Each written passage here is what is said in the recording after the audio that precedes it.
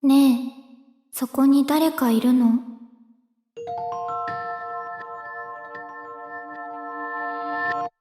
Jadi kemarin itu gue baru nyelesain salah satu anime, judulnya itu Taco Piece Original Sin. Sebelum gue lanjutin lebih jauh, gue mau ngasih tahu kalau di video kali ini bakal banyak banget mengandung spoiler dari anime tersebut. Jadi buat lo yang belum nonton, mendingan lu skip aja atau enggak lu nonton dulu baru balik lagi ke video ini. Jadi Taco Piece Original Sin ini nyeritain tentang makhluk luar angkasa yang mempunyai tugas untuk menyebarkan kebahagiaan di alam semesta, dan dia mendarat di bumi. Tapi karena ketidaktahuan dia terhadap dunia manusia, akhirnya dia malah memberikan penderitaan, bukan kebahagiaan. Satu hal yang gue notice dari anime Taco Piece Original Sin itu adalah semua karakter manusianya mereka punya masalah keluarganya masing-masing. Contoh Shizuka Kuze, kedua orang tuanya cerai dan dia akhirnya kesannya nggak keurus lah, nggak kerawat. Terus yang kedua ada Marina, bapaknya selingkuh yang akhirnya membuat ibunya itu stres lah, dan akhirnya setiap Marina pulang itu Marina sering banget dimarahin, bahkan beberapa kali sering pakai kekerasan buat ngelampiasin stresnya ibunya. Terus yang ketiga itu ada Azuma, kesannya memang kayak Azuma ini kayak anak ambis biasa yang oh ya udah obsesif banget sama akademiknya, tapi ternyata ibunya itu nuntut banget si Azuma ini buat jadi sempurna lah. Bahkan si Azuma ini pernah punya nilai 93 atau 98, itu tetap dihukum sama ibunya. Nah, beberapa bulan sebelum gue nonton Taco Piece ini, tuh gue sempat baca salah satu buku, judulnya itu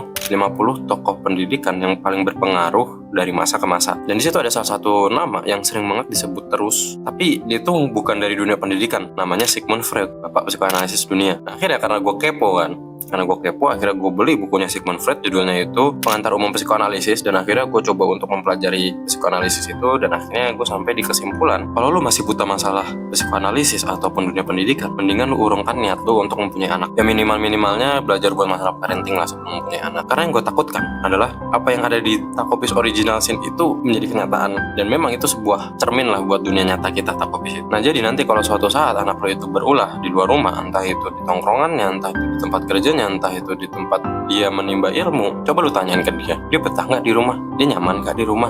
Karena menurut gua pribadi, pendidikan yang paling pertama dan yang paling utama itu justru di rumah. Nah jadi gimana nih menurut kalian tentang serial anime Taco Piece Original Sin ini? Apakah ada yang relate? Coba tulis jawaban kalian di kolom komentar.